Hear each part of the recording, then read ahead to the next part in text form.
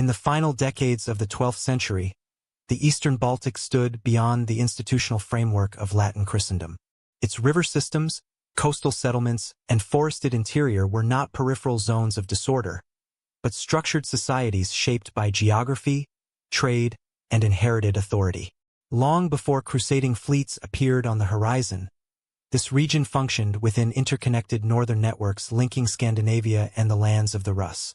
Between the 9th and 12th centuries, the Eastern Baltic was inhabited by distinct Baltic and Finnic-speaking groups, including the Livs, Latgalians, Salonians, Semigallians, and Curonians.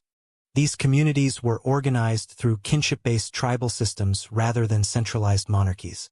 Political authority rested with local chieftains, whose leadership depended on military capacity and control of fortified settlements.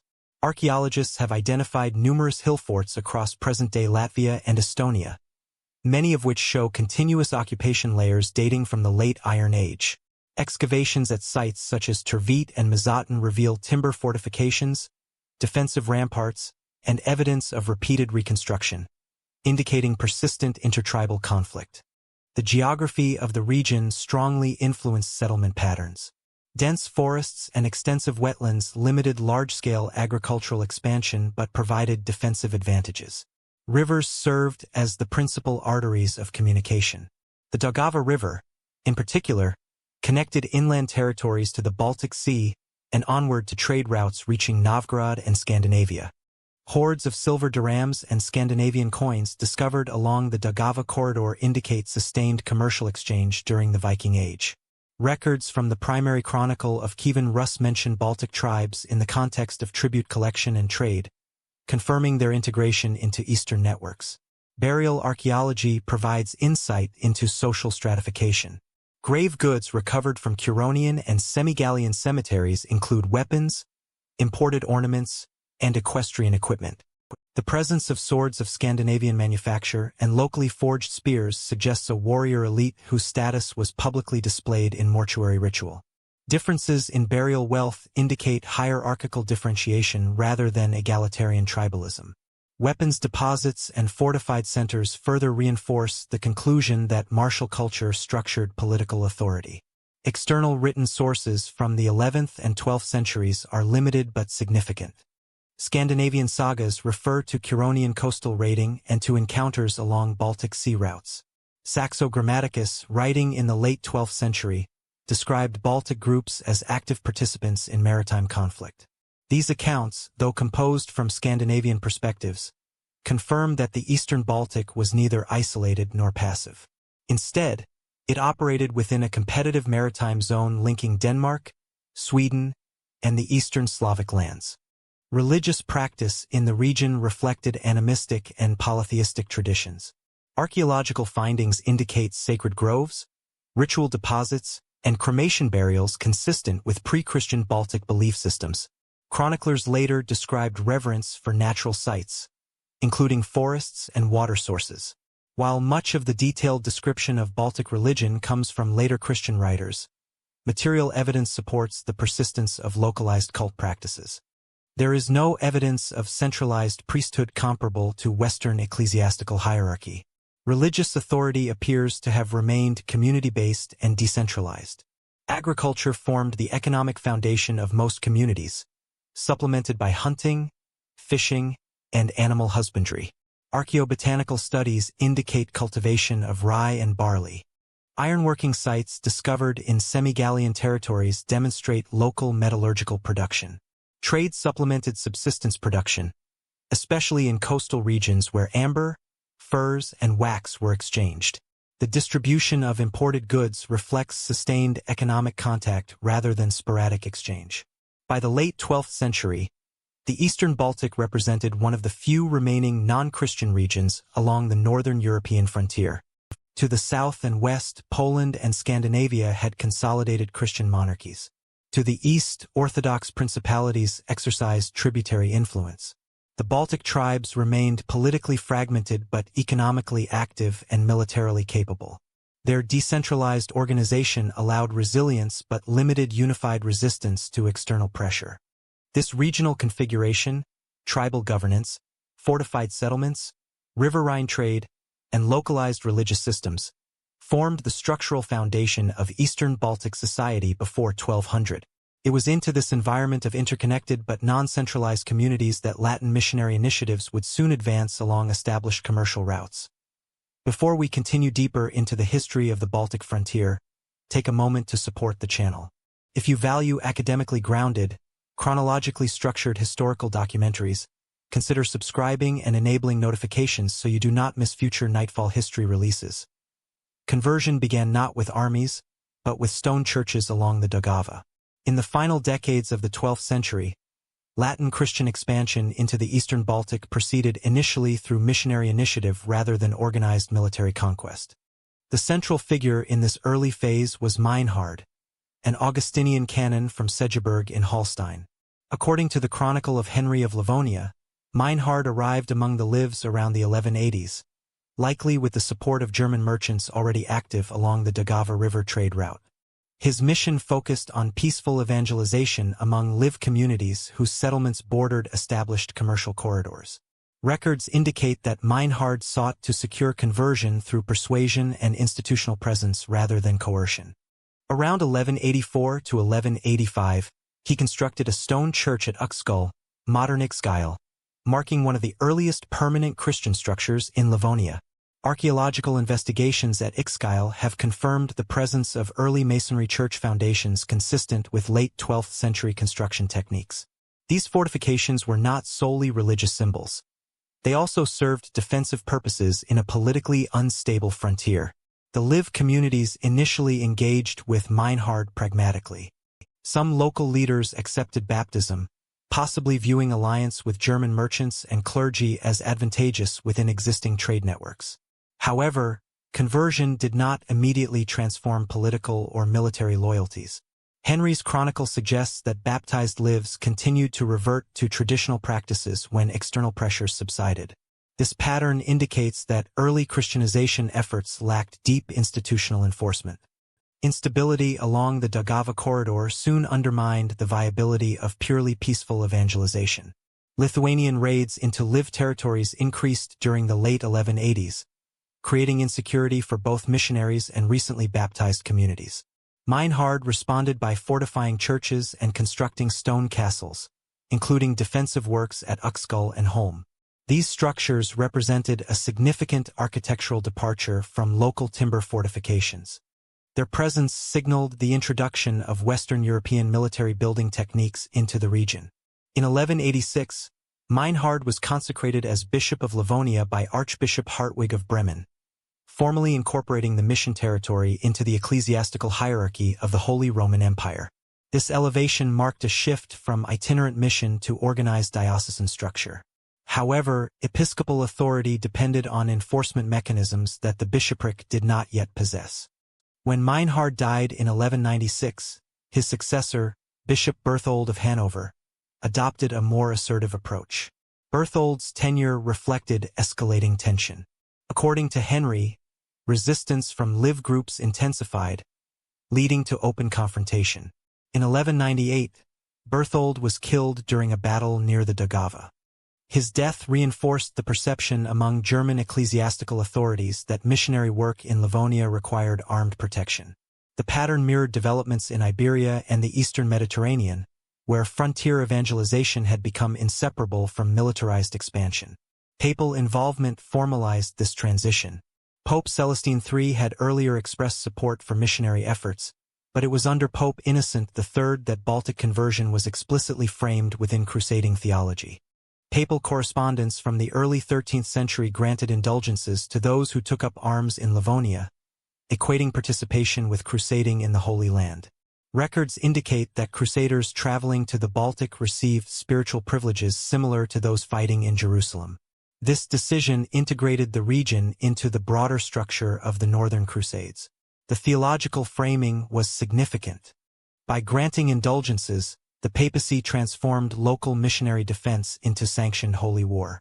The Baltic frontier was no longer a peripheral mission field. It became a recognized theater of crusading activity. Papal bulls authorized armed expeditions to defend converts and expand Christian authority. These documents reframed resistance by Liv and neighboring tribes as opposition to legitimate Christian governance. Economic and political factors reinforced papal authorization. German merchants operating through Riga and the Daugava corridor had vested interests in stabilizing trade routes. Ecclesiastical authority aligned with commercial expansion, creating a mutually reinforcing dynamic between religion and trade. The combination of missionary ambition, merchant presence, and papal endorsement produced a structural shift in strategy. By the end of the 12th century, peaceful evangelization had proven insufficient to secure lasting conversion or territorial control. Missionary efforts had introduced ecclesiastical infrastructure and limited diocesan organization, but enforcement remained fragile. Lithuanian incursions and Liv resistance demonstrated the vulnerability of isolated church foundations. Papal sanction of armed crusading altered the operational framework of Baltic expansion, setting the stage for the establishment of a permanent military institution dedicated to both defense and conquest. Within 6 years of its founding, the order had moved from defense to organized territorial warfare. The establishment of the Livonian Brothers of the Sword in 1202 marked the institutional beginning of sustained military expansion in Livonia. Under the leadership of Bishop Albert of Buxhovden, the order was tasked not only with protecting missionaries but with enforcing Christian authority across the Daugava River basin. The Chronicle of Henry of Livonia, the principal narrative source for this period, records that armed expeditions were launched almost immediately against Liv communities resisting baptism or withholding tribute. The Daugava River shaped the strategic logic of these campaigns. Flowing from inland territories to the Baltic Sea, it functioned as the primary artery connecting Liv settlements to Riga.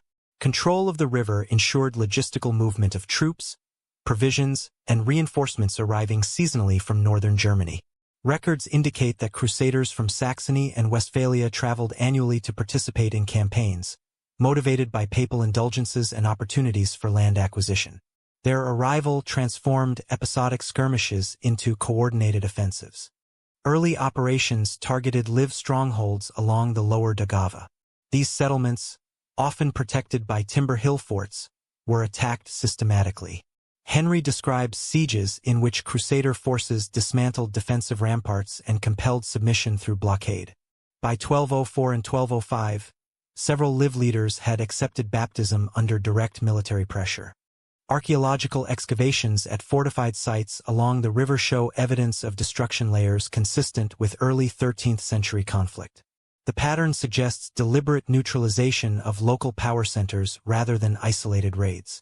Submission was formalized through oath-taking and hostage exchange. Liv leaders who accepted Christian authority were integrated into a tributary framework. Baptism did not automatically eliminate resistance. Rather, it created conditional alliances subject to enforcement. When certain communities renounced conversion or allied with Lithuanian raiders, punitive expeditions followed.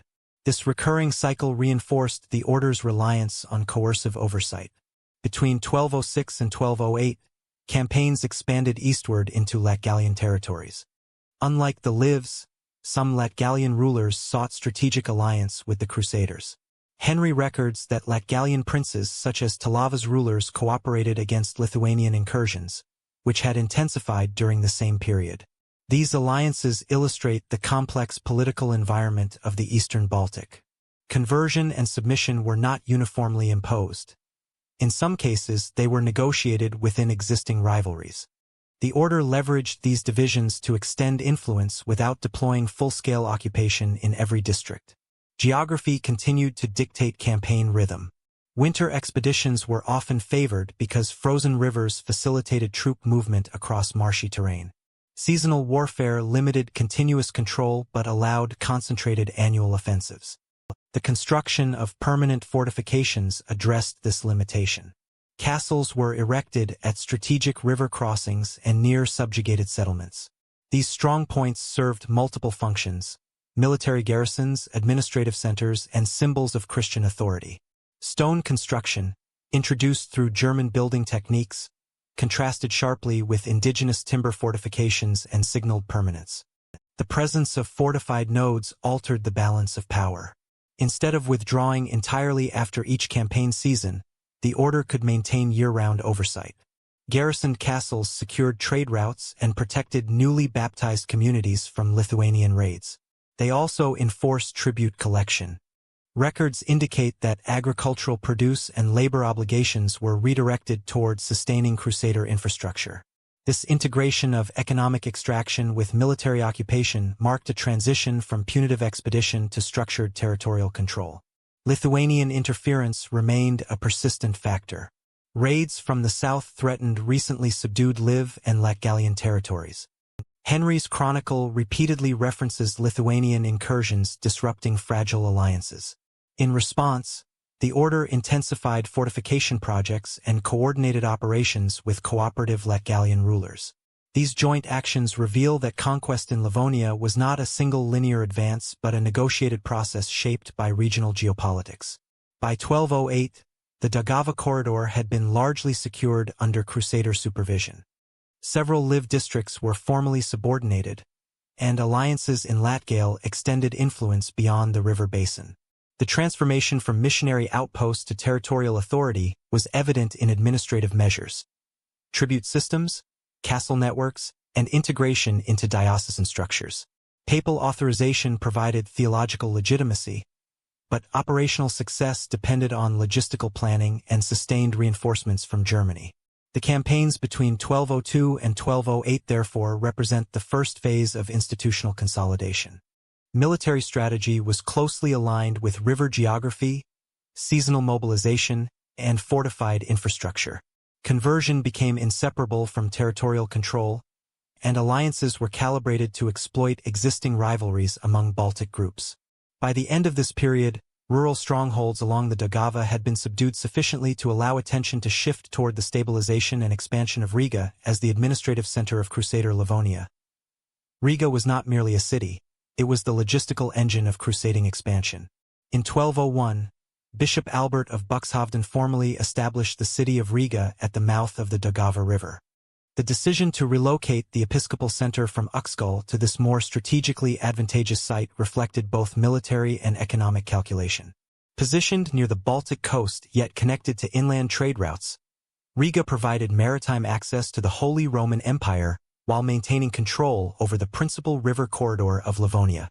This geographic placement ensured that ecclesiastical authority would be anchored in a fortified and commercially viable port. Records from the Chronicle of Henry of Livonia indicate that Albert secured support from German merchants prior to the city's foundation. These merchants recognized the commercial potential of a permanent Baltic port under Christian protection. The relocation coincided with papal endorsement of crusading indulgences, which encouraged annual waves of armed pilgrims from Saxony, Westphalia, and other northern German territories. Riga's harbor facilitated the organized arrival and departure of these contingents, transforming crusading from sporadic expedition into cyclical reinforcement. Fortification began immediately. Archaeological excavations in Riga's historic center have uncovered early 13th century defensive structures, including timber palisades later replaced by stone walls. The construction of ramparts served dual purposes: protection against external attack and assertion of political authority over surrounding Liv settlements. Defensive architecture symbolized permanence, contrasting with earlier missionary outposts that lacked sustained protection. Ecclesiastical institutions were established in parallel with military infrastructure. Construction of Riga Cathedral commenced during the first decade of the 13th century, reinforcing the city's role as diocesan capital. The bishopric was integrated into the ecclesiastical hierarchy of the Holy Roman Empire, linking Riga administratively to Bremen and Rome. Episcopal courts adjudicated disputes, collected tithes, and oversaw conversion efforts. Written charters from this period demonstrate the codification of land grants and privileges to German settlers. The presence of the Livonian Brothers of the Sword within Riga added a distinct institutional layer. While formally subordinate to the bishopric, the order operated as an autonomous military body with its own command structure.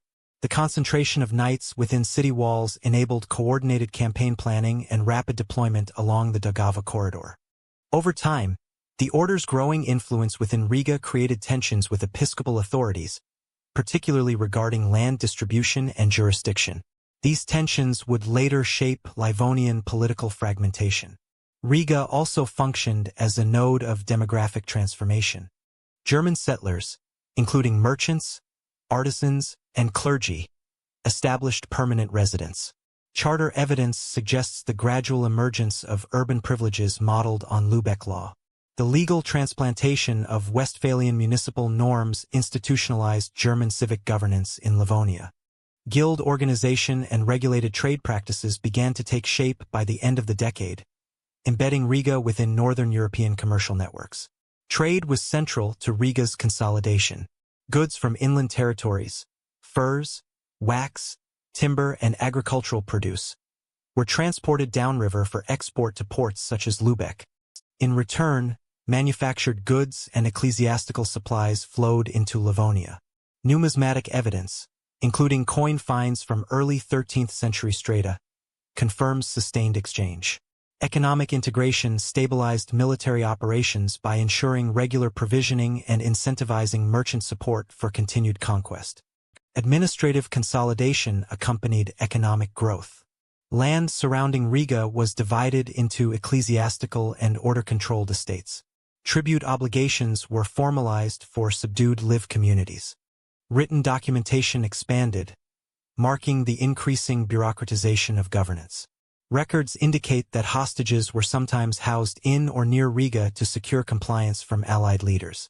The city thus functioned not only as a supply center but as a supervisory authority over surrounding territories.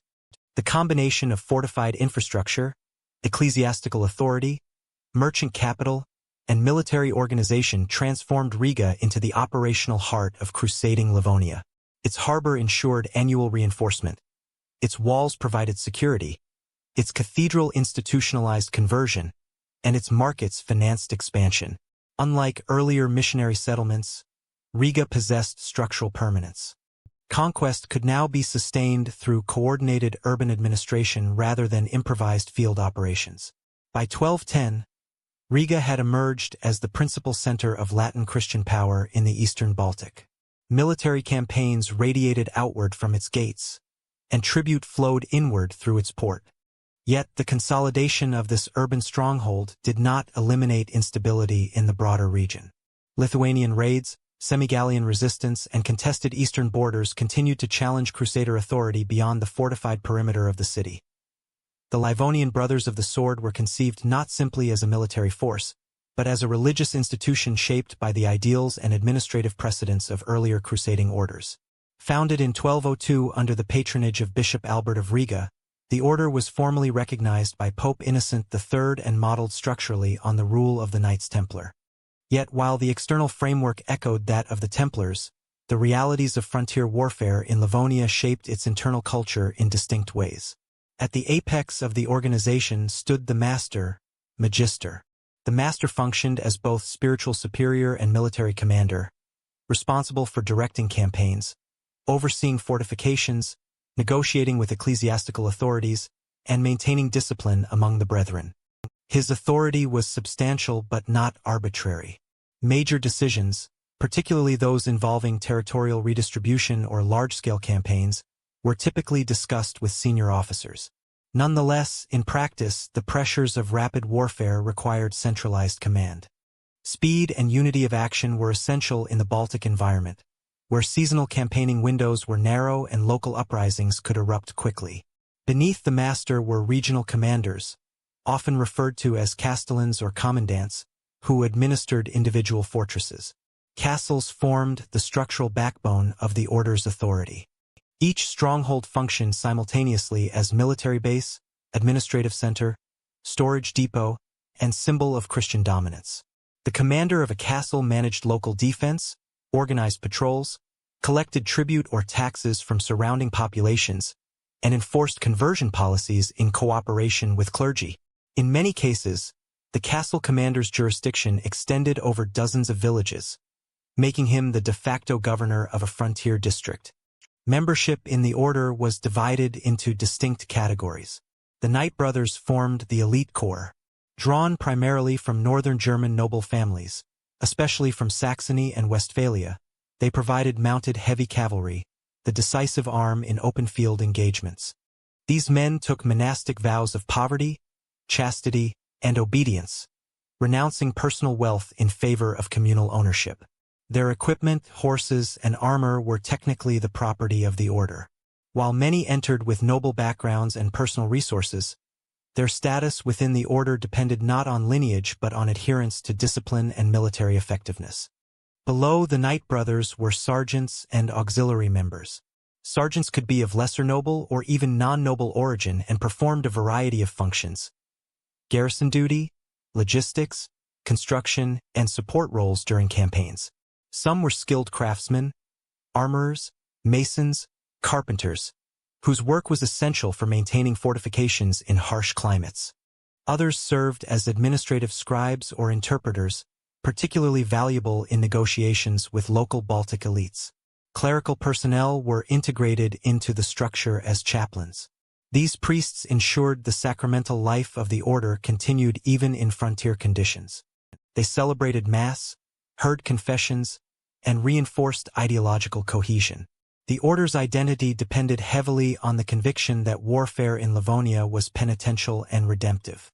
Crusading indulgences were extended to those who fought, and spiritual legitimacy was repeatedly emphasized in sermons and correspondence. Discipline was regulated through a written rule, adapted from Templar statutes. Daily life within a castle followed a structured rhythm. Prayer punctuated the day. Communal meals were eaten in silence or accompanied by readings from Scripture. Weapons were to be maintained meticulously. Quarrels between brothers were punishable, and disobedience to superiors could result in penance or expulsion. On the frontier, where isolation and danger were constant, cohesion was vital. A fractured command structure would have invited disaster. Recruitment remained a central concern. Unlike larger orders operating in the eastern Mediterranean, the Livonian Brothers of the Sword had a relatively narrow recruitment base. They relied heavily on networks in northern Germany. Crusading appeals were circulated through ecclesiastical channels, and seasonal contingents of volunteers supplemented permanent members. However, permanent brothers were comparatively few in number. This scarcity reinforced the need for discipline and clear hierarchy. Every knight counted. Economically, the order depended on a combination of external donations and internal resource extraction. Lands granted by the bishop or by conquered local rulers were organized into estates. Agricultural production supported garrisons, while trade, particularly via Riga, provided access to weapons, grain imports during shortages, and reinforcements. Unlike purely feudal lords, however, individual brothers did not personally profit from these holdings. Revenue flowed into communal treasuries, overseen by appointed officers. The centralized nature of governance allowed the order to respond quickly to crises. When uprisings occurred, nearby castles coordinated relief forces under the direction of senior commanders. Communication relied on mounted messengers and river transport, both of which were vulnerable to disruption. Maintaining authority, therefore, required constant vigilance. Military readiness was not episodic. It was institutionalized. At the same time, governance extended beyond warfare. The order oversaw the establishment of parishes, encouraged German colonization in secured zones, and mediated disputes among settlers. In doing so, it gradually shifted from a purely expeditionary force to a territorial administration. This transformation required bureaucratic consistency. Records were kept of land grants, tribute obligations, and agreements with local elites. Over time, written documentation reinforced centralized authority and reduced dependence on personal relationships. The master's authority, however, operated within broader ecclesiastical oversight. Papal recognition granted legitimacy, but it also imposed accountability. Reports of conduct, military progress, and missionary outcomes circulated to Rome. In theory, the order existed to defend and expand Christendom, not to pursue autonomous political ambitions. In practice, the boundary between spiritual mandate and territorial sovereignty was often blurred. The hierarchical structure proved durable precisely because it fused spiritual discipline with military pragmatism. Vows bound members morally. Command bound them strategically. Without battlefield success, the order could not survive. Without internal cohesion, battlefield success would have been fleeting. Institutional durability therefore depended not merely on conquest, but on the maintenance of a disciplined, centralized, and ideologically unified brotherhood. By the second decade of the 13th century, this structure had stabilized sufficiently to support sustained territorial governance. Castles dotted the Daugava basin. Knight brothers rotated between campaigns and garrison duties. Administrative routines hardened into precedent. The order was no longer an experiment. It had become an institution embedded in the political landscape of Livonia. Yet authority in Livonia was not monopolized by the sword alone. Parallel ecclesiastical power structures persisted, particularly under the bishopric of Riga. The relationship between the military order and episcopal authority would soon test the limits of this carefully constructed hierarchy. Conquest created territory, but not unity. From the outset, the Livonian Brothers of the Sword existed in a relationship of uneasy cooperation with the ecclesiastical authority that had helped bring them into being. Bishop Albert of Riga had founded the city in 1201 and secured papal authorization for organized crusading in Livonia. The military order established in 1202 was intended, at least formally, to serve and protect the missionary project under episcopal oversight. Yet, as territorial conquest accelerated, the question of who governed newly subdued lands, bishop or brethren, became increasingly contentious. The bishopric of Riga, later elevated to archiepiscopal status, claimed spiritual jurisdiction over Livonia and asserted rights to temporal lordship over large portions of conquered territory. Medieval canon law did not sharply separate ecclesiastical and secular authority in frontier regions. Bishops often held extensive lands and exercised judicial powers. In Albert's vision, the military order functioned as an armed auxiliary, defending diocesan claims while remaining subordinate to episcopal leadership. The order, however, interpreted its mandate differently. Knight brothers who risked their lives in campaigns expected tangible authority over the lands they secured. Castles built with their labor and defended by their garrisons became centers of administration under order-appointed commanders. Tribute collection, settlement organization, and military planning required coherent territorial management. To subject each decision to episcopal approval would have hindered operational flexibility. As a result, de facto autonomy grew alongside military success. Disputes crystallized around land division. Early agreements had attempted to allocate conquered territories between bishopric and order, often on a proportional basis. In theory, lands were to be split, ensuring that ecclesiastical structures and the order's fortresses developed in parallel. In practice, demarcations were ambiguous. Frontier conditions were fluid. Boundaries shifted after each campaign. Both institutions issued charters granting rights to settlers, sometimes overlapping in claim. The problem was not merely territorial but jurisdictional.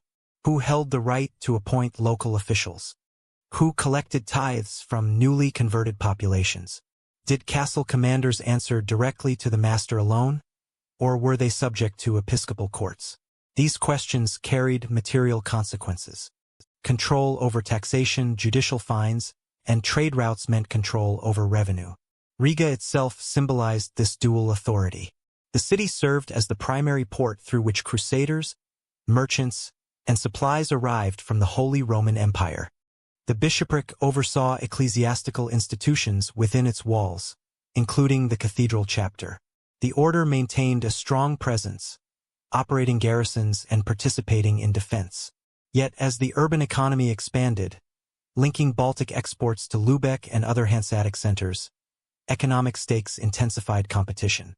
Influence over Riga's governance translated into influence over Livonia's future. Papal mediation was repeatedly sought to prevent open rupture. Appeals to Rome framed disputes in legal and spiritual terms. The papacy generally favored compromise, recognizing that internal fragmentation threatened the broader crusading mission.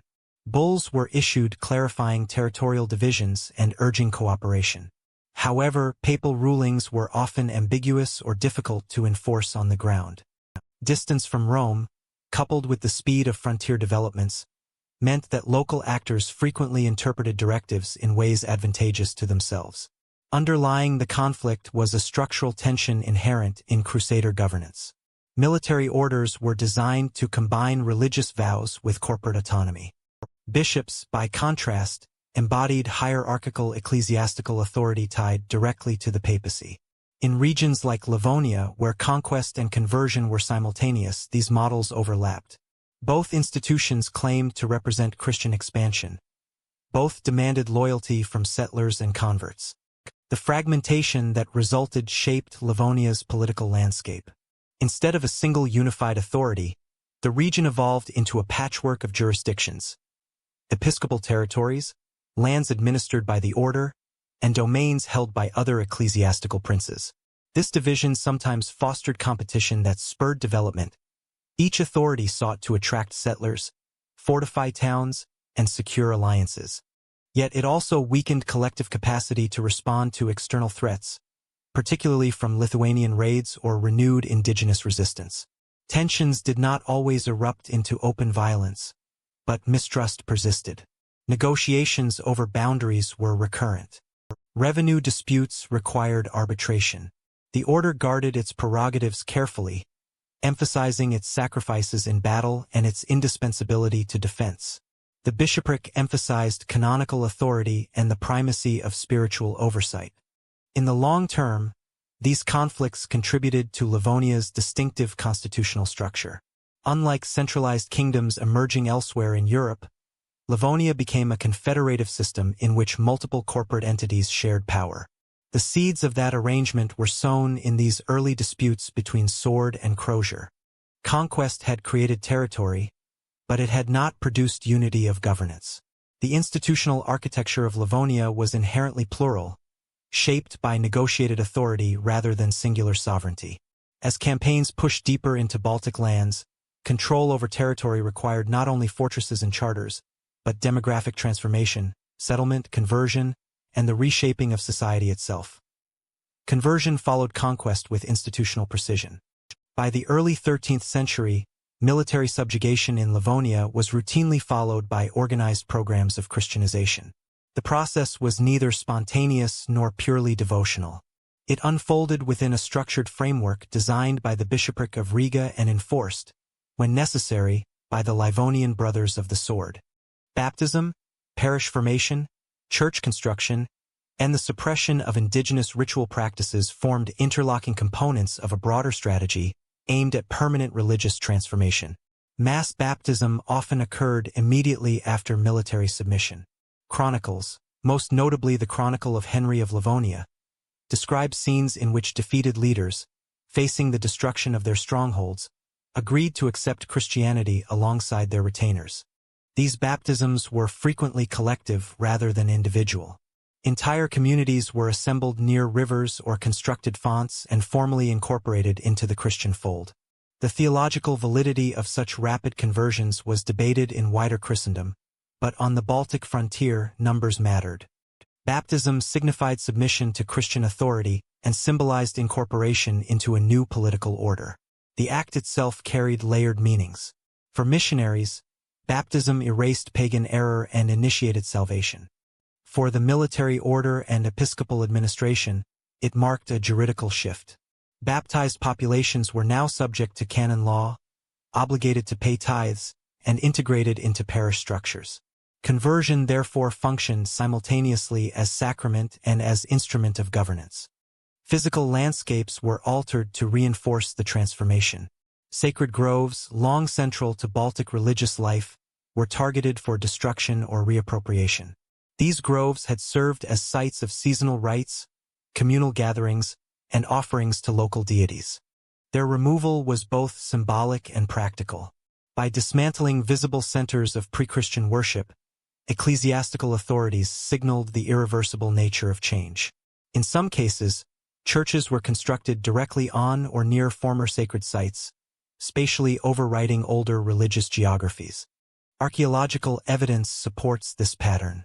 Early 13th century church foundations discovered along the Daugava Basin and in Latgalian territories reveal rapid ecclesiastical consolidation following military campaigns. Many of these initial structures were modest wooden buildings, reflecting frontier conditions and limited resources.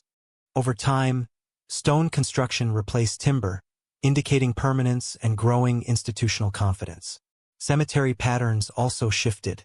Christian burial practices, east-west orientation, absence of grave goods, proximity to churchyards, gradually supplanted earlier traditions that had included cremation or richly furnished inhumations.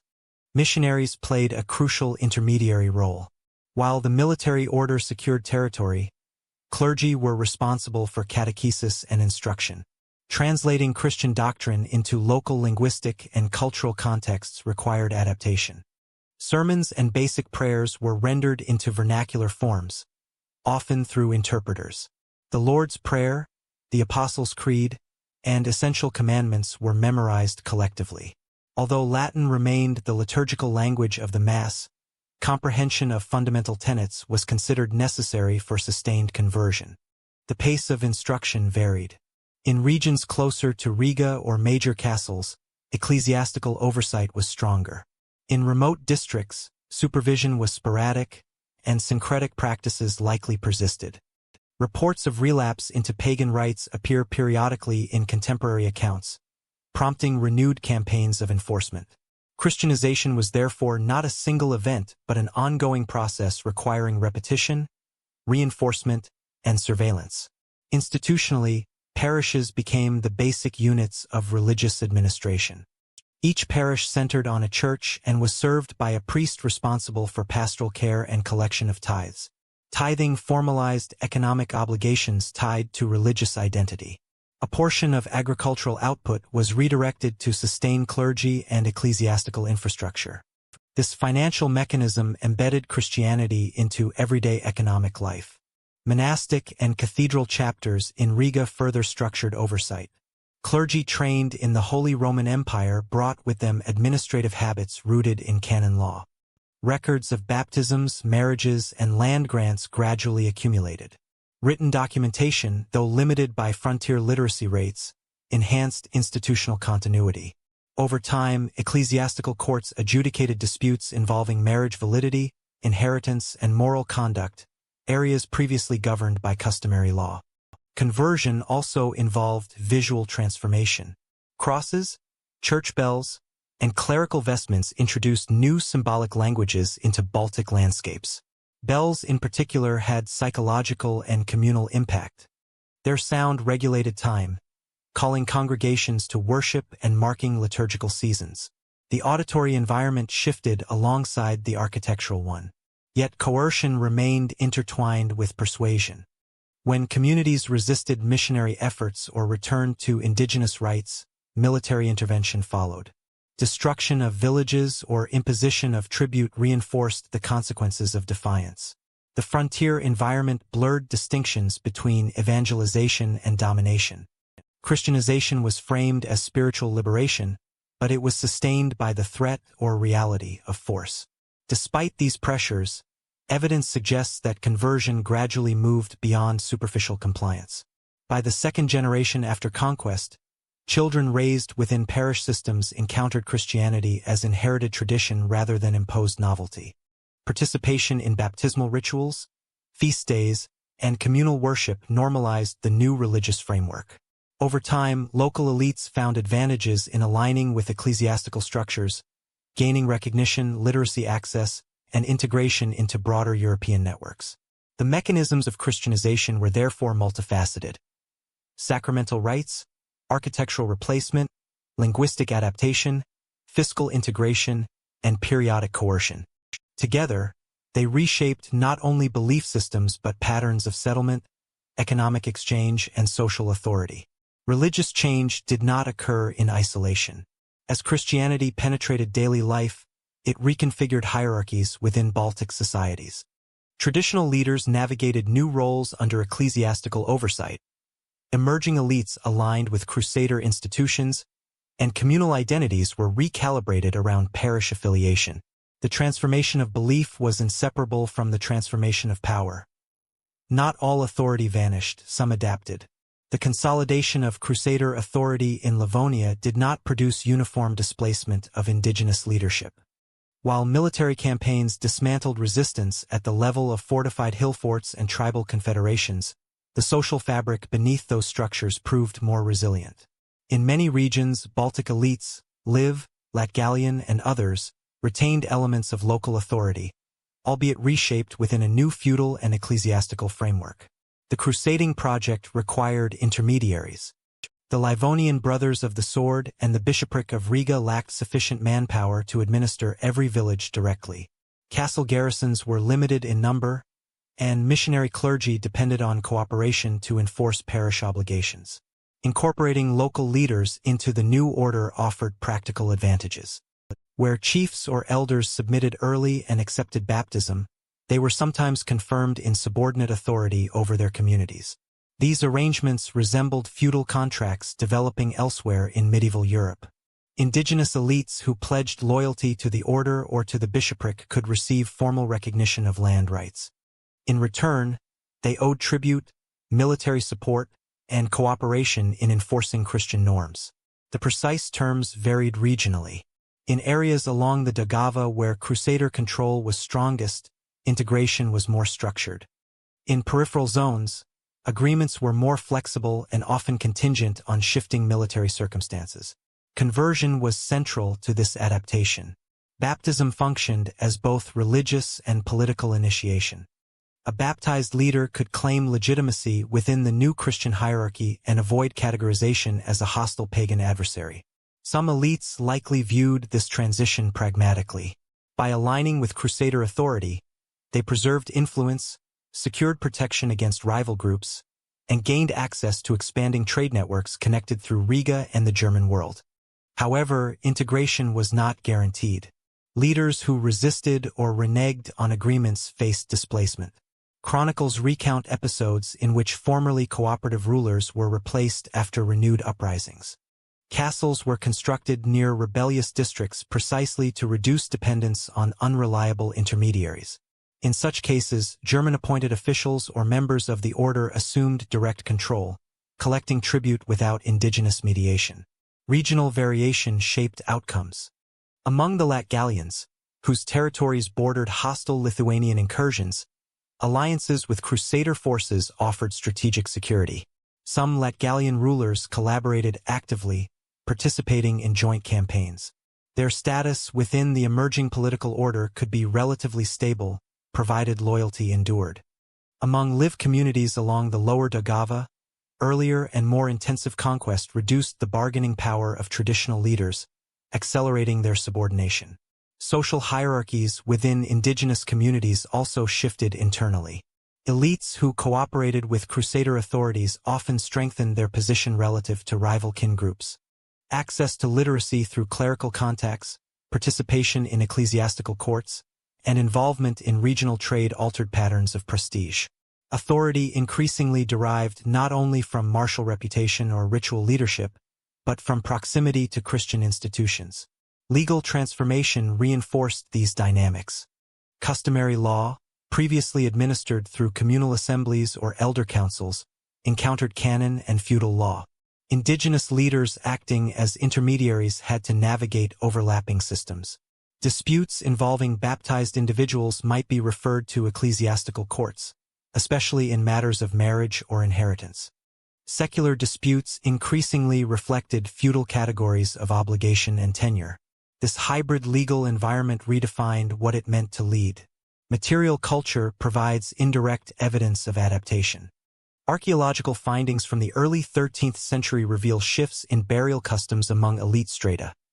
Adoption of Christian grave orientations and reduced grave goods, while maintaining certain markers of status.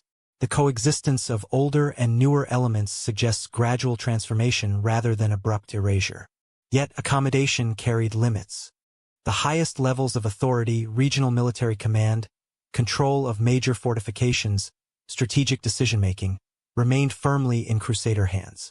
Indigenous elites integrated into the system operated within constraints.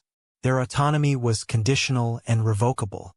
The order's centralized hierarchy ensured that ultimate coercive power did not diffuse back into local hands. Over time, demographic change further complicated the position of native leaders. German settlers arriving in secured zones established towns, estates, and merchant networks. Urban privileges often bypassed indigenous structures altogether, creating parallel communities governed by German law.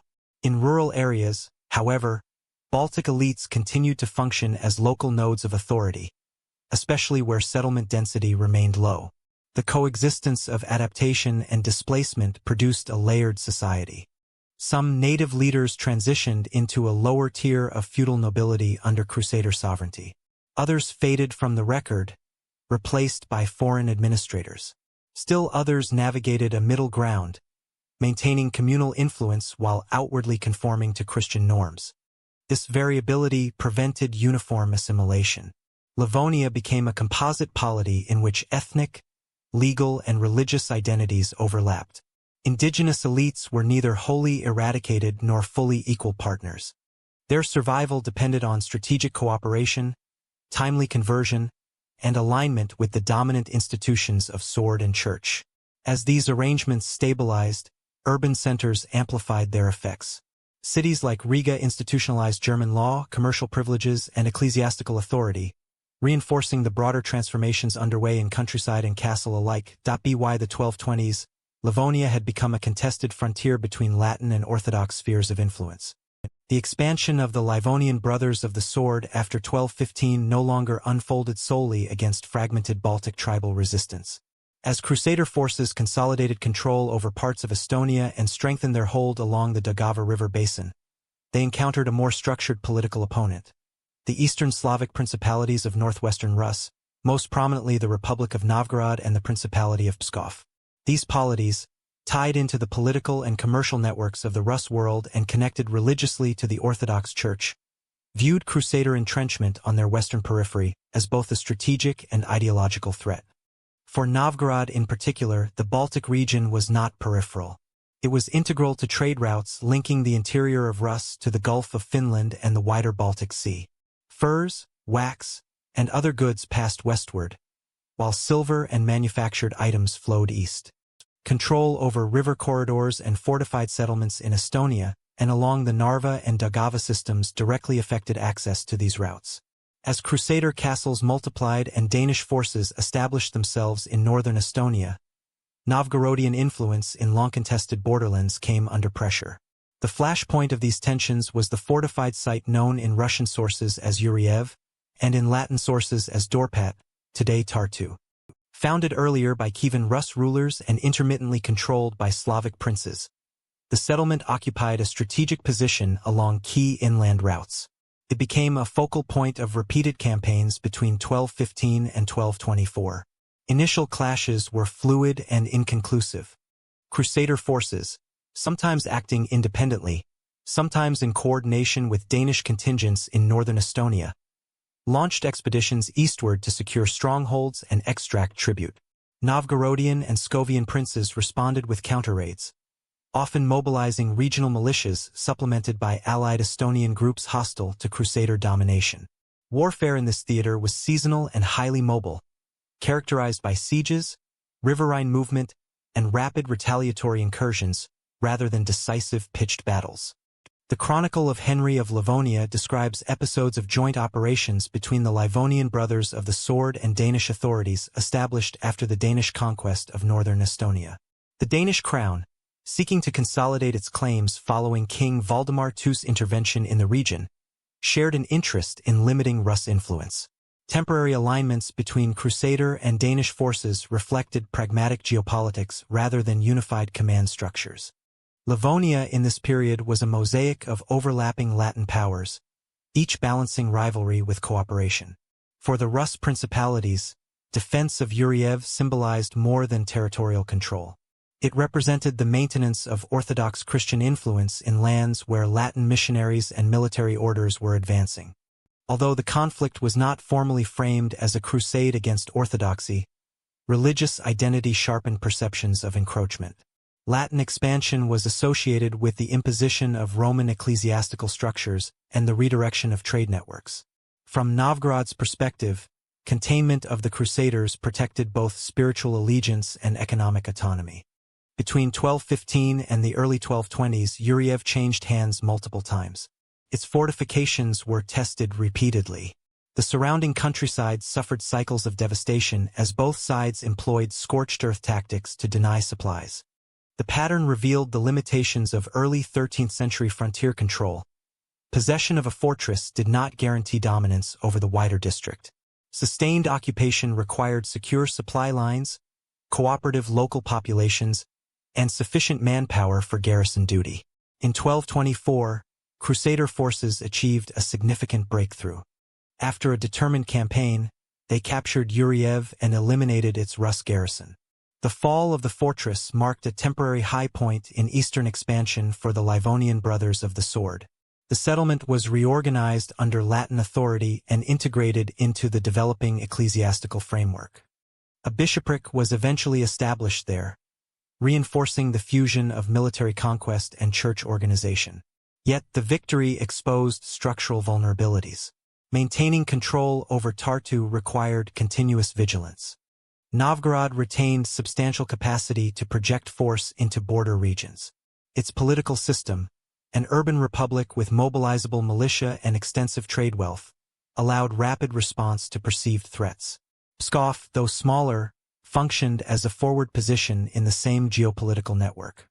The campaigns between 1215 and 1224 thus revealed both the reach and the limits of Crusader power.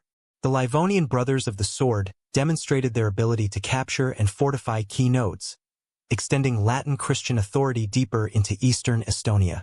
At the same time, they encountered opponents whose political organization, economic base, and military experience exceeded that of previously subdued Baltic tribes. These confrontations internationalized the Livonian theater. No longer a localized crusade against pagans, the struggle became embedded in the broader contest between Latin Christendom and the Orthodox polities of medieval Rus. Alliances, trade considerations, and dynastic politics all influenced campaign decisions. Livonia emerged as a frontier zone where competing Christian traditions and expanding states intersected. While Eastern campaigns expanded territory and tested the order's capacity against organized principalities, new pressures were simultaneously building elsewhere. To the south, a different and persistent adversary, less urbanized but highly mobile, was preparing to challenge Crusader consolidation in ways that would prove even more destabilizing. The greatest threat to the order did not come from within Livonia, but from beyond it. During the 1220s, the Livonian Brothers of the Sword confronted persistent challenges along their southern and southeastern borders. Unlike the relatively fragmented Liv tribes subdued in earlier campaigns, Lithuanian raiding parties and semi-Gallian communities exhibited both strategic mobility and organizational resilience. Lithuanian forces, operating from territories in what is now modern Lithuania, exploited the order's limited manpower and the seasonal nature of German Crusader reinforcements. They conducted coordinated cavalry raids, penetrating deep into Livonian-held districts, targeting both rural settlements and recently constructed fortifications. Historical sources, including the Chronicle of Henry of Livonia and later annals, describe repeated incursions into Daugava Basin territories. Castles that had been erected to secure river crossings, such as those near Uxkull and downstream trading posts, were attacked, burned, or temporarily abandoned. Archaeological evidence supports these reports, revealing layers of destruction dating to the 2nd and 3rd decades of the 13th century. Many fortresses were rebuilt multiple times, reflecting the ongoing instability along frontier regions. Semi-Gallian elites added further complexity. Some opted for tactical alliance with the order, providing support against Lithuanian raiders or neighboring rebellious tribes. Others resisted, coordinating uprisings to reclaim autonomy or to assert local dominance. This alternating pattern of cooperation and revolt made long-term planning difficult. Military campaigns required constant intelligence gathering, patrols, and rapid reinforcement, taxing the limited permanent garrison and stretching supply lines. The logistical challenges were significant. The Livonian Brothers of the Sword relied heavily on annual arrivals of crusaders from northern Germany to supplement their forces. While these reinforcements could participate in offensives during the summer campaign season, their presence was temporary. Winter operations were constrained by harsh weather and the difficulty of sustaining garrisons in isolated castles. Lithuanian and semi-Gallian forces exploited these temporal gaps, conducting raids when the order's primary contingents had returned to Germany. Tactical asymmetry further amplified the threat. Crusader heavy cavalry excelled in open-field engagements and siege warfare but proved less effective against fast-moving raiding parties. Lithuanian horsemen and lightly armed infantry relied on mobility, surprise attacks, and intimate knowledge of local terrain. Seasonal movement allowed them to strike and withdraw before heavy forces could respond. The persistence of this asymmetric warfare exposed structural weaknesses in the order's strategy and underscored the limits of fortification-based defense. Several campaigns into Samogitia, the core Lithuanian region bordering Livonia, illustrate these dynamics. While temporary penetration was occasionally achieved, permanent occupation proved impossible. Terrain, combined with the organizational cohesion of local warriors, prevented the establishment of lasting fortifications or effective tribute systems. Crusader chronicles describe punitive expeditions that devastated villages but failed to produce sustainable control. Each incursion required renewed effort, diverting manpower from the eastern and northern theaters and stressing the order's operational capacity. This period also highlights the strategic interdependence of neighboring powers. Lithuanian raiding often influenced Semigallian behavior. Cooperation with or resistance to the order was frequently contingent on perceived Lithuanian threat. For the Livonian Brothers of the Sword, southern instability was compounded by the need to maintain riverine supply lines and secure Riga's hinterlands simultaneously. Coordination across these multiple fronts tested both leadership and organizational flexibility. Despite repeated setbacks, the order persisted in its defensive and offensive operations. Castles were rebuilt, new fortifications constructed, and alliances with cooperative local elites reinforced. However, the reliance on intermittent Crusader reinforcements limited the scope of campaigns. Continuous occupation of borderlands required permanent staffing that exceeded the available Knight Brother complement. These constraints meant that, although the order could project force episodically, it could not entirely neutralize Lithuanian mobility or Semigallian resistance. By 1230, the southern frontier remained contested. While the order had established nominal control over certain districts, raids and uprisings continued to disrupt consolidation. The ongoing pressure from Lithuanian and Semigallian forces demonstrated that military superiority in pitched battle did not automatically translate into lasting territorial dominance. Structural vulnerabilities, limited manpower, dependency on seasonal reinforcements, and logistical fragility remained evident, shaping the order's strategy for decades to come. The interplay between external raids and internal administration foreshadowed later crises. As Crusader territories expanded and forts multiplied, the resources required to maintain control increasingly exceeded the order's capacity. Lithuanian resilience ensured that southern Livonia remained a zone of perpetual military engagement, compelling the order to prioritize defensive measures alongside expansionist objectives. The campaign into Samogitia was intended as a demonstration of dominance. In the summer of 1236, the Livonian Brothers of the Sword undertook a major military expedition into the core Lithuanian territory of Samogitia. The stated objective was the permanent subjugation of Lithuanian resistance, which had for decades destabilized southern Livonia. The campaign represented the culmination of long-term strategic planning. The order sought not only to neutralize raiding parties, but to establish lasting control over the Samogitian lands that disrupted the Daugava and lower Livonian territories. Historical records, most notably the Chronicle of Henry of Livonia and later 13th century sources, describe the composition of the expeditionary force. Knight Brothers formed the vanguard, supplemented by auxiliary troops drawn from recently subdued Semigallian communities. These auxiliaries were compelled to participate under threat of reprisal, reflecting both the coercive mechanisms the order employed and its dependence on local manpower for deep penetration campaigns. The operational plan reflected confidence in heavy cavalry and disciplined formations.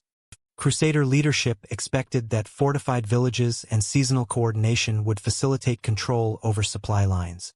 However, the advance into Samogitia encountered severe logistical limitations. Dense forests, marshy terrain, and the absence of reliable roads impeded movement of both troops and provisions. Seasonal conditions further complicated the operation. Wet ground restricted cavalry effectiveness, while rivers and streams challenged the transport of siege equipment. Samogitian forces, aware of the Crusaders' advance, employed strategies tailored to local terrain and mobility advantages. Small, coordinated units conducted ambushes along the march, targeting supply convoys and isolated detachments. Local intelligence allowed Samogitians to anticipate movement patterns, concentrate forces at critical junctions, and force engagements under favorable conditions. The reliance on semi-Gallian auxiliaries was also a vulnerability. Their loyalty was conditional and uneven, contributing to the fragmentation of the Crusader advance. The campaign's culmination occurred near Saule, at a location later commemorated as the site of decisive confrontation. Crusader forces, dispersed along a stretched supply line, were drawn into a coordinated Samogitian assault. Contemporary chronicles emphasize the collapse of formation cohesion and the inability of heavy cavalry to adapt to irregular, mobile attacks. Auxiliaries, facing heavy casualties and likely reluctant to sustain prolonged engagement, either fled or were neutralized. Strategic miscalculations compounded the operational failure. The order underestimated the organizational capacity of the Samogitians, assuming that repeated punitive campaigns in prior decades had sufficiently weakened resistance. In reality, Samogitian coordination had strengthened, and local leaders leveraged intimate knowledge of terrain and seasonality to exploit the Crusaders' vulnerabilities. The Crusader command structure, designed for open-field engagement and castle-based operations, proved inflexible in irregular warfare. Casualty reports are substantial in contemporary accounts, with significant losses among Knight Brothers, auxiliary forces, and command personnel. While precise figures are unavailable, the collapse effectively destroyed the operational integrity of the Livonian Brothers of the Sword. Strategic objectives, secure occupation, suppression of raiding, and territorial consolidation, were entirely unrealized. Supply lines were severed, and surviving forces retreated in disarray to fortified positions along the Daugava River. The campaign's failure illustrates systemic limitations of the Order's frontier governance. Reliance on seasonal Crusader reinforcements, the coercive integration of auxiliary forces, and inadequate reconnaissance exposed vulnerabilities in expeditionary planning. Heavy cavalry, though decisive in previous engagements against tribal fortifications, was ill-suited to extended operations in forested, marshy, and hostile terrain. The operation underscores the interplay between terrain, logistics, and enemy adaptability in medieval warfare. By the end of the Samogitian campaign, the intended demonstration of dominance had transformed into a catastrophic defeat.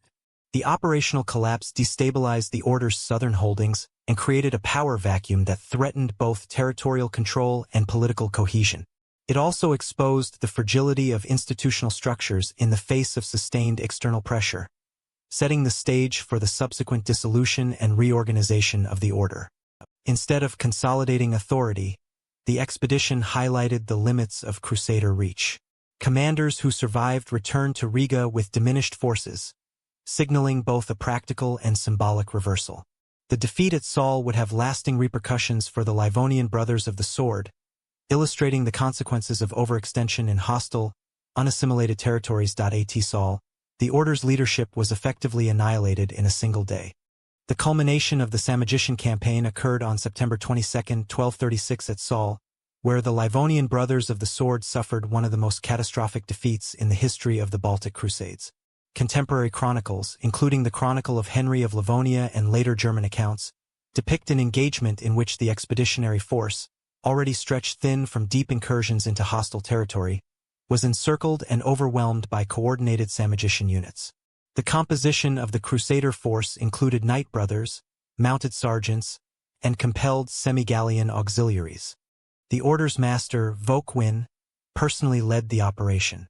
Sources emphasize that leadership was present at the front, reflecting the hierarchical command structure typical of monastic military orders. However, terrain and tactical conditions severely constrained maneuverability. Saule's marshy plains and forested surroundings limited cavalry charges and made cohesion difficult to maintain, particularly under the pressure of sudden, mobile assaults.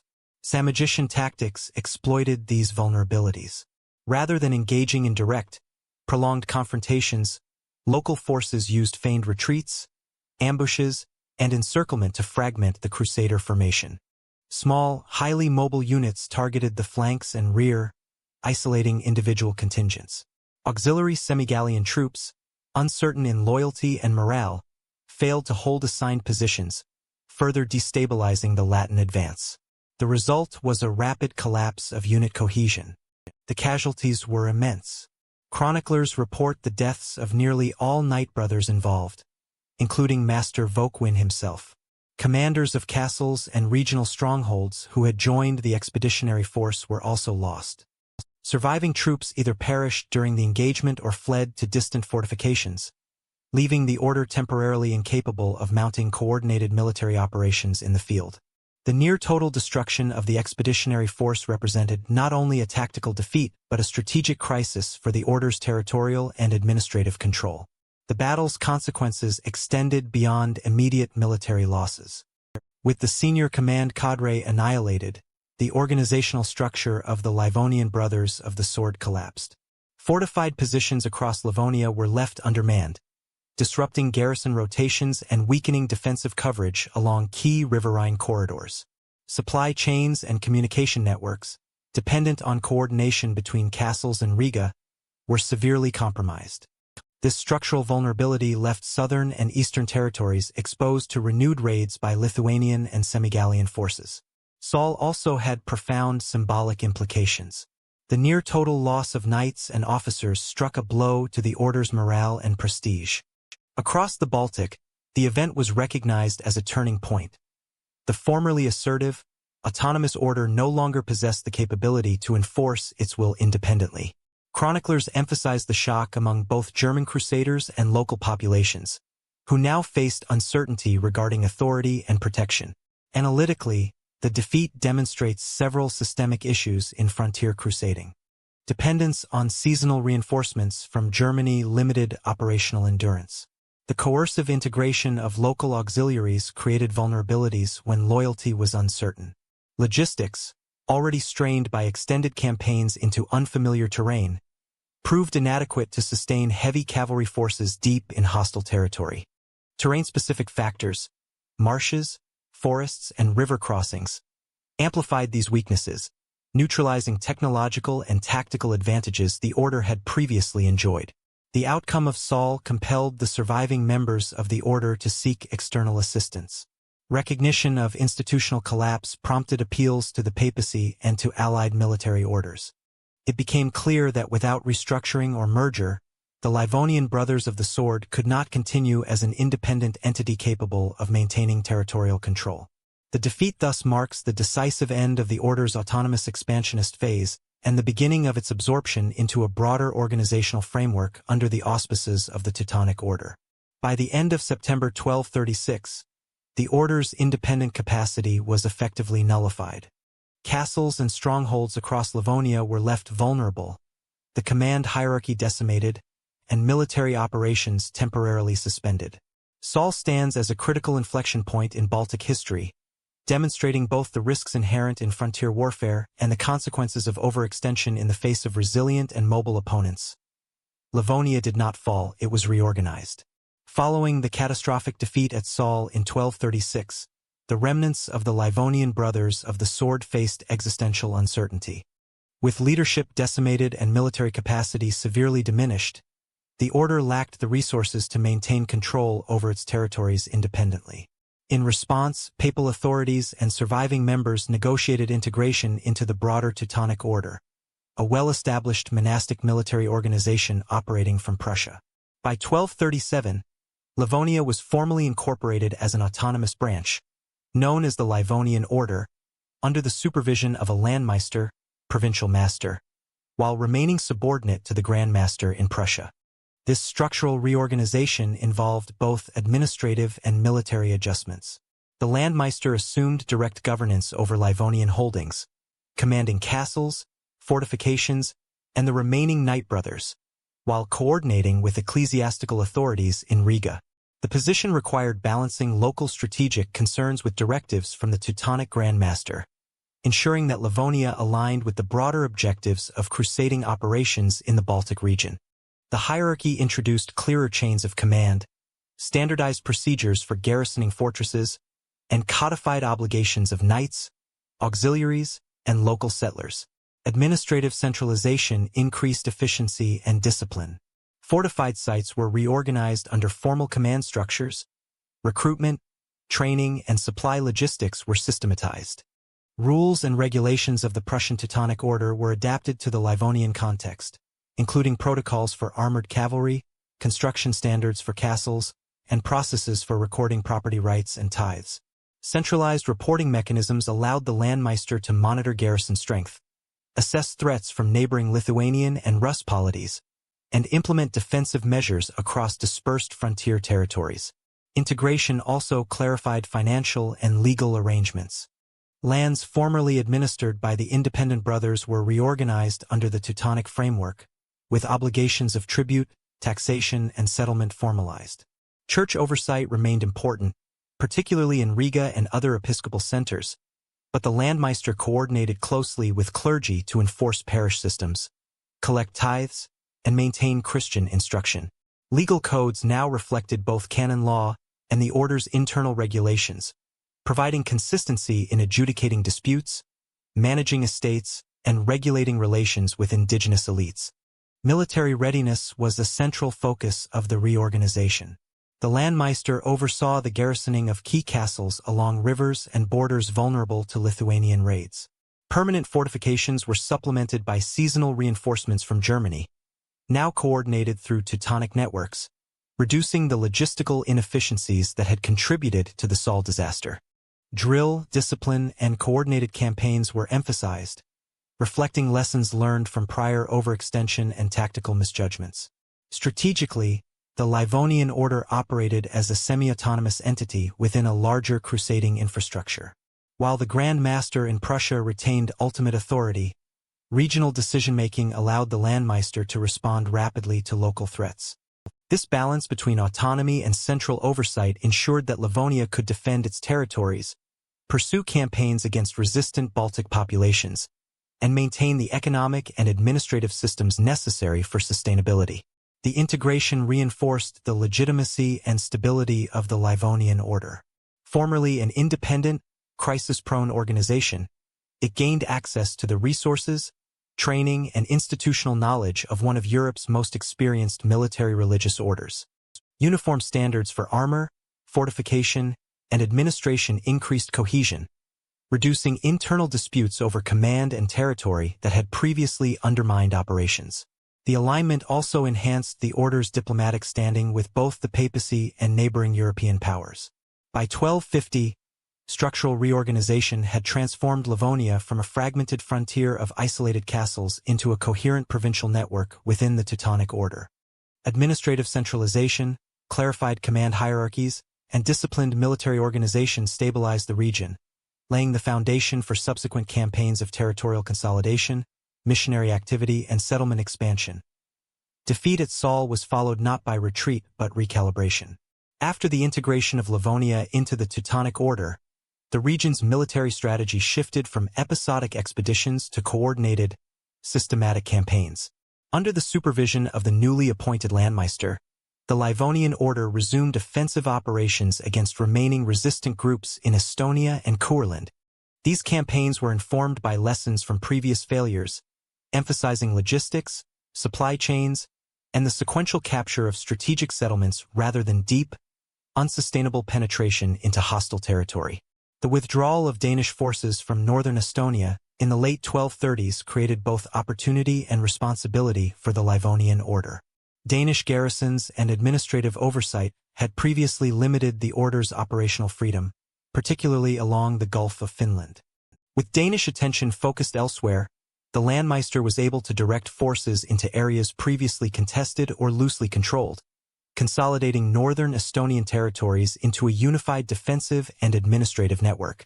This expansion allowed the order to secure key ports, river crossings, and trade nodes, enhancing both military and economic control. Castle construction and fortification became central to campaign strategy. The order adopted a systematic approach, establishing permanent strongholds at strategic points along rivers, trade routes, and natural defensive positions. In Courland, castles were erected near former tribal centers and along the Venta and lower Daugava rivers, providing secure bases for patrols and supply distribution. Fortresses were staffed year-round by Knight Brothers, supplemented by auxiliary infantry drawn from local populations. This network of castles created interlocking zones of control, reducing the ability of semi-Gallian or remaining Estonian groups to conduct effective raids. Tactical coordination improved through integration with Teutonic protocols. Campaigns combined mounted detachments, infantry units, and logistical support in a structured hierarchy. Seasonal timing was optimized to exploit favorable terrain and weather, avoiding the vulnerabilities that had led to disaster at Saule. Scouts and local guides provided intelligence on enemy movements, while fortified bases allowed for sustained operations even in contested regions. Military planning increasingly reflected an understanding of terrain, mobility, and enemy asymmetry, rather than relying solely on the shock of heavy cavalry. Resistance persisted, but outcomes shifted in the order's favor. While Estonian and Curonian communities occasionally mounted local uprisings or harassment raids, the continuous presence of garrisons, combined with coordinated counterattacks, limited the effectiveness of these efforts. Semi-autonomous local leaders, previously able to manipulate gaps in Crusader control, were increasingly integrated into the order's administrative and military system. Those who pledged loyalty were incorporated into feudal structures, while persistent resistors were subdued through targeted campaigns and fortification-supported occupation. The capture and stabilization of these territories also allowed for economic integration. Secured regions could participate in organized trade, both within Livonia and with external partners such as Lübeck and other Hanseatic cities. Agricultural production in the hinterlands of fortified settlements was now protected from raiding, allowing for systematic taxation and provisioning of garrisons. Churches and parish systems were reinforced, consolidating both religious and civic authority. By the mid-1240s, the combined effect of sustained campaigns and fortification networks had produced a durable territorial framework. Northern Estonia and Courland were no longer frontier zones vulnerable to raids, but integrated components of a provincial system under the Landmeister's direction. Military stabilization facilitated further colonization, settlement planning, and administrative expansion, ensuring that previously contested regions were incorporated into the order's logistical, economic, and religious systems. The Baltic Crusade had become institutionalized warfare. By the early 14th century, the Livonian Order had established itself as a durable military and administrative institution within the Teutonic framework. Campaigns against Lithuania and resistant Baltic groups continued as part of a broader, coordinated strategy, often linked to operations conducted by the Prussian Teutonic Order. Military activity was no longer limited to reactive defense or episodic punitive expeditions. It had evolved into a structured cycle of seasonal campaigns designed to assert authority, secure fortifications, and disrupt hostile forces. The frontier fortresses constructed during the previous decades now functioned as operational hubs. Castles along the Daugava, Venta, and Gauja rivers provided bases for garrisons, facilitated supply lines, and allowed rapid deployment into contested zones. Each stronghold represented a point of control over surrounding rural territories, enabling systematic enforcement of feudal obligations, collection of tribute, and protection of settlements. The interlocking nature of these fortifications allowed the order to project power across expansive and previously inaccessible regions. Campaigns typically followed a predictable seasonal rhythm. Winter months were reserved for garrison maintenance, logistical preparation, and limited policing actions. Spring and summer saw full-scale operations. Mounted detachments conducted raids into Lithuanian territories, siege engines were deployed against fortified villages, and infantry units secured newly conquered or rebellious districts. Chronicles from the period emphasized the coordination between Livonian and Prussian forces, with joint offensives maximizing the impact of heavy cavalry and reinforcing diplomatic pressure on regional rulers. Tactical patterns evolved to address the asymmetric challenges presented by Lithuanian light cavalry and highly mobile raiding parties. Livonian forces increasingly utilized reconnaissance, advanced scouts, and coordinated maneuvers to avoid ambushes, reflecting lessons learned from earlier defeats such as Saule. Fortresses served not only as defensive positions but as staging areas for offensive operations, allowing the order to sustain pressure over multiple weeks or months, rather than relying solely on brief incursions. Despite institutional improvements, Lithuanian resistance remained persistent. Seasonal raids continued to disrupt rural estates, destroy crops, and challenge feudal control. The Livonian Order adapted by combining punitive expeditions with fortification reinforcement, integrating local auxiliaries, and occasionally negotiating temporary truces to secure logistical stability. Campaigns often alternated between aggressive offensives to project authority and defensive measures to protect garrisons and supply networks, reflecting the delicate balance required to maintain frontier dominance. These campaigns illustrate the dual function of the Livonian Order's military activity. It was both a tool of conquest and a mechanism of territorial administration. Operations reinforced the authority of the landmeister and the centralized hierarchy while embedding the order into the economic and social structures of Livonia. Control over castles and fortified towns translated directly into control over trade routes, agricultural production, and local elites, ensuring that military operations underpinned broader institutional and economic objectives. By mid-century, the Livonian branch had institutionalized seasonal warfare as a routine component of governance. The coordination with Prussian Teutonic forces allowed for strategic planning beyond local concerns, creating a regional network of military operations capable of sustained offensive and defensive action. Frontier fortresses became enduring symbols of territorial consolidation, demonstrating the interplay between military endurance, administrative capacity, and logistical infrastructure. Livonia's power increasingly flowed through trade rather than conquest. By the 14th century, the Livonian Order's stability and endurance depended not only on military campaigns but also on economic integration.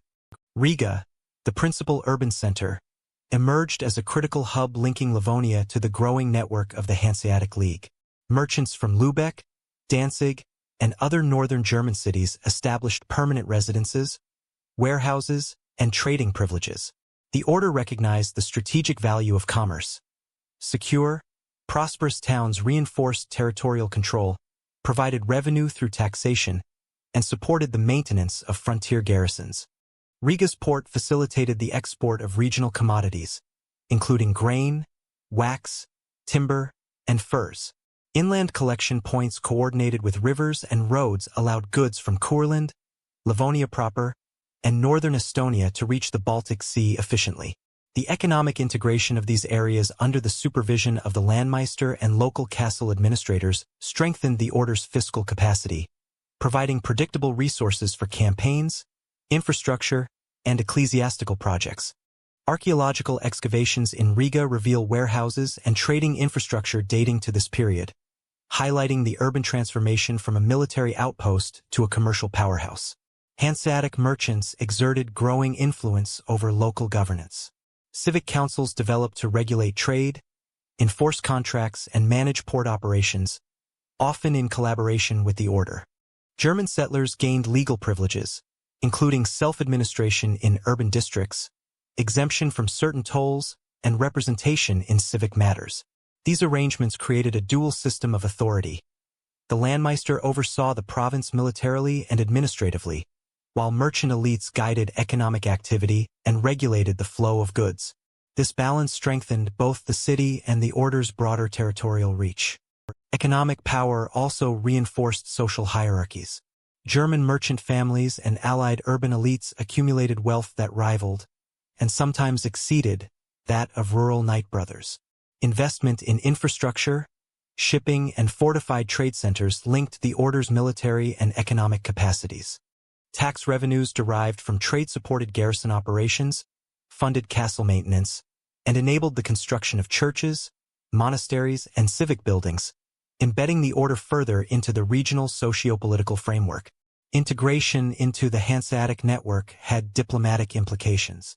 Livonian towns could now participate in regional agreements and treaties negotiated among Hanseatic cities, providing leverage in disputes with neighboring powers such as Novgorod, Pskov, and Lithuanian principalities. Access to Hanseatic credit, shipping networks, and trade protection enhanced the order's capacity to sustain military operations over long distances. Urban prosperity reduced reliance on tribute from rural populations alone, diversifying sources of revenue and increasing resilience to seasonal fluctuations or local uprisings. The interplay between economic and military structures reinforced Livonia's regional position. Fortified towns along river routes served both as commercial nodes and defensive outposts. Market activity generated tax revenues and supplies for garrisons, while secure infrastructure facilitated the movement of troops and equipment. The Order's strategic planning increasingly reflected this duality, with economic priorities informing military campaigns and vice versa. By the mid-14th century, Livonia's integration into the Hanseatic League and the broader Baltic trade network had created an interdependent system. Military endurance relied on fiscal stability, while urban prosperity provided legitimacy and administrative coherence. Riga exemplified this model, a city at once a port, commercial hub, and fortress, projecting Livonian authority both economically and militarily. Lithuania's conversion to Christianity altered the ideological foundation of crusading. By the late 14th century, the geopolitical balance in the eastern Baltic shifted decisively. The Union of Kruo in 1385 established a dynastic and political alliance between the Grand Duchy of Lithuania and the Kingdom of Poland, creating a powerful regional bloc capable of resisting Teutonic expansion. The marriage of Grand Duke Jogaila of Lithuania to Queen Jadwiga of Poland not only formalized personal union but also mandated the adoption of Roman Catholicism by the Lithuanian elite, thereby eliminating the religious pretext for crusading in the Baltic. This development undermined one of the central pillars of Teutonic authority, the framing of military campaigns as a righteous effort to convert pagan populations. With Lithuania officially Christianized, crusading rhetoric no longer provided legitimate justification for territorial aggression, at least in ideological terms recognized by the wider Latin Church. Diplomatic pressure and papal oversight increasingly constrained the Order's actions, forcing it to justify military operations in terms of defense or feudal obligation rather than religious conquest. The Lithuanian-Polish alliance also enhanced military capacity against the Order. Unified command structures allowed for coordinated deployment of forces along contested border regions, while the combined resources of both polities ensured sustained campaigning potential beyond the seasonal limits that had historically restricted the Livonian branch. Lithuanian cavalry and Polish infantry, supplemented by urban militias and feudal levies, could mount offensives and counteroffensives with greater operational depth than the Order could match independently. Economic consolidation complemented military strengthening. Lithuania and Poland controlled trade routes linking the interior of the former Rus territories with the Baltic Sea, as well as key agricultural and resource-producing regions. These assets provided revenue streams to support professional armies, fortifications, and supply chains, enabling sustained pressure on Livonian holdings. The growing integration of economic and military systems contrasted sharply with the Order's dependence on seasonal reinforcements and localized taxation, highlighting structural limitations in Crusader governance. The emergence of the Lithuanian-Polish bloc also influenced the loyalty and behavior of local elites in Livonia. Indigenous communities previously subdued by the Order observed the shift in regional power and adapted their strategies accordingly. Some semi-Gallian and Curonian groups leveraged the potential for Lithuanian-Polish support to negotiate concessions or resist further imposition of feudal obligations. The ideological and military recalibration reduced the perceived invincibility of the Order, weakening both obedience and morale among subordinate populations. Military engagements in border regions reflected this strategic realignment. Skirmishes, raids, and sieges increasingly favored defensive action by the Livonian Order, as adversaries operated with coordinated timing and broader strategic objectives. Crusader fortresses, previously effective as control points, were increasingly isolated in the face of combined Lithuanian-Polish pressure. Logistical challenges compounded operational difficulties.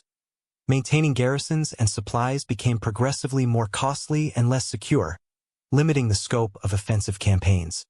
The Union of Kruo thus represents a pivotal moment in the gradual decline of Crusader authority.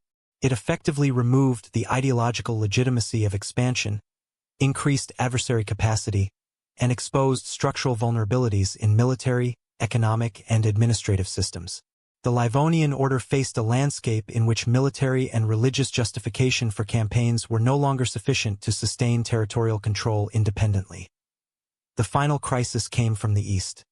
By the mid-16th century, The Livonian branch of the Teutonic Order faced a strategic environment profoundly different from the medieval frontier it had once dominated. The rise of Muscovy under Ivan IV introduced a centralized, expansionist power with professionalized armies capable of sustained campaigns, artillery deployment, and logistical coordination on a scale that medieval fortresses and garrisons could not match. The Livonian territories, comprising modern Latvia and southern Estonia, became a contested zone in what is now referred to as the Livonian War, beginning in 1558. Internal divisions among the order and its allied states compounded external pressures. The Livonian Confederation, which included semi-independent bishoprics, town authorities, and the remnants of the order's estates, lacked unified command structures. Strategic decision-making was fragmented, with rival factions prioritizing local concerns over coordinated defense. This decentralization weakened the overall military response, making it difficult to resist the systematic Muscovite advance along key river routes and fortifications. Muscovite campaigns leveraged contemporary military innovations. Siege artillery, coordinated infantry and cavalry movements, and riverine logistics allowed rapid advances into Livonian territory. Castles that had once served as effective control points against irregular raiders now proved vulnerable to sustained bombardment and blockades. Records indicate that several major fortresses, including Dunaburg, Daugavpils, and Felin, Viljandi, fell after protracted sieges, undermining both defensive depth and morale. Economic disruption further destabilized the region. Muscovite incursions interrupted trade along the Daugava and Gulf of Riga, reducing revenues for garrison maintenance and civilian provisioning. Towns faced both military occupation and looting, while rural estates struggled to produce sufficient food and tribute under continuous threat. The combined effect of military pressure and economic strain reduced the Livonian Order's capacity for sustained resistance, forcing reliance on external allies. Diplomatic interventions were limited and only partially effective.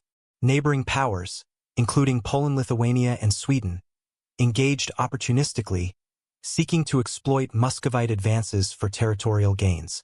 Alliances often proved temporary or conflicted with the Order's interests, preventing a coordinated regional defense. The combination of external military superiority and internal political fragmentation rendered the medieval crusading apparatus increasingly obsolete. By the early 1580s, the Livonian branch had ceased to function as an independent military organization. Remaining fortresses were either absorbed by neighboring states, dismantled, or rendered strategically irrelevant.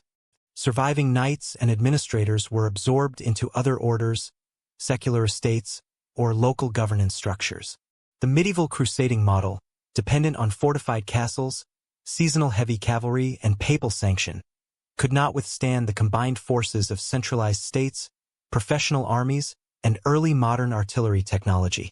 The Livonian War thus marks both a military and symbolic endpoint.